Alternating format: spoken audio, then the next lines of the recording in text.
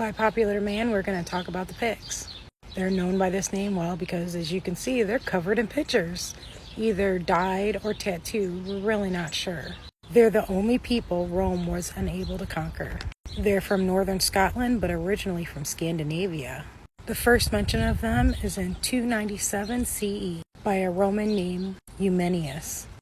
And don't bother coming after me for mispronunciations because I'm doing the best I can. Caesar stated they dye themselves blue using a plant called wood.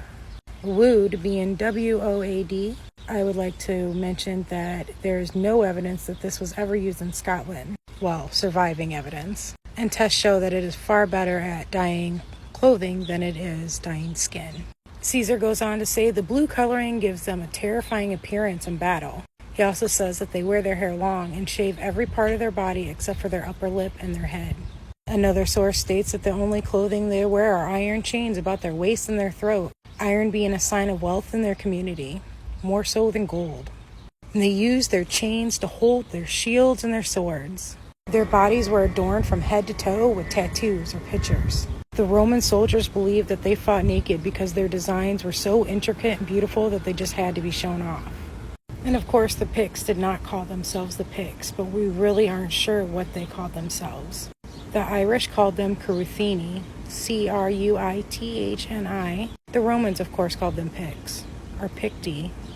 And when the Norsemen arrived to Orkney, they called them Petri, P-E-T-T-R, and I know I'm not pronouncing that right. So Pict was just a blanket term for that area, and when I say blanket term, I mean that's like calling someone from England a European.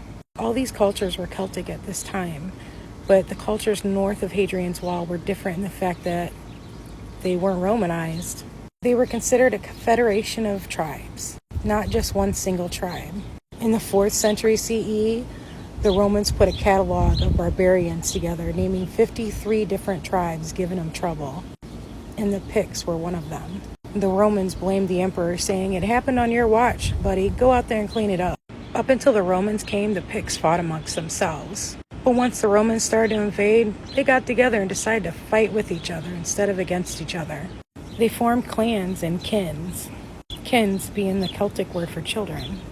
By the 5th century CE, when the Romans abandoned Britannia, they had become a huge kingdom known as the Pictish Kingdom. The Picts live on to this day, and there's far more information to go over, and which I will in another video. If you guys want more, let me know.